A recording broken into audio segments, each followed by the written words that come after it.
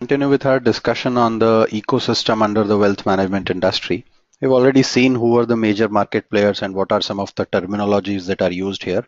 Now we'll look at exactly what is the growth that we are witnessing in this particular segment, and what are the advantages a country like India faces or has in this industry. Why is this an important industry? And that would also kind of continue our answer to the question on why is wealth management an important area. And finally, how does the actual money making work in this business? So what is the business driver in this industry? How does the wealth advisor make money in this industry? So that's also going to lead up to what is the biggest challenge that is upon us today when we look at this industry and the requirement of this industry, and how are we going to go about addressing that challenge is going to form a crux of our discussion over the course of this entire curriculum, right? So let's begin with an understanding on some estimates. What is the total investable assets of HNIs across the world? Right? So what is the total size of that investable asset? It is enough to buy all traded stocks in the New York Stock Exchange 10 times, right? So that's the world's biggest stock exchange. And if you want to buy all companies in the New York Stock Exchange 10 times, the total investable assets of HNIs. When we say investable assets, these are assets that can be used to purchase other investments. Essentially, the total investment assets is the tune of the amount which can buy all companies in the New York Stock Exchange 10 times completely, right? So that's the huge amount of wealth that is there, right? If we look at the overview of global wealth management, these are taken from some reports that are available off the web. The global population of high net worth individuals and their wealth hits new high as almost 1 million join high net worth individual ranks, right, every year. So effectively close to 920,000 millionaires. This is a slightly older report in 2014. This number would have continued to expand in subsequent years as well, right?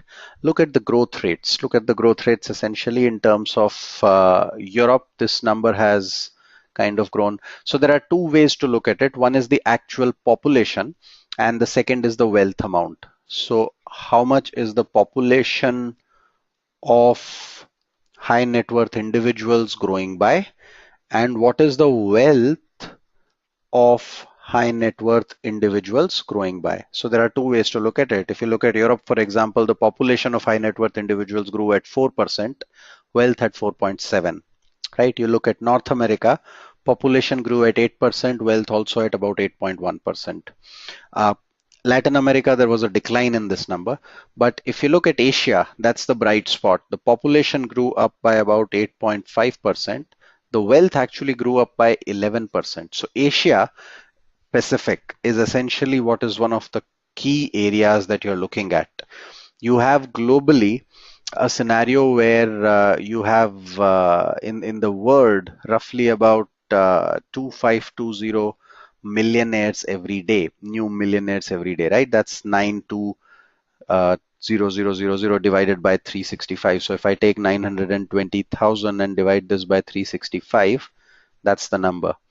And if you look at the number in Asia, that's growing by about 1,000 millionaires a day. So bulk of the growth of the world's HNIs is basically coming from Asia. Asia is the driving area. So that's something we need to be very, very focused on.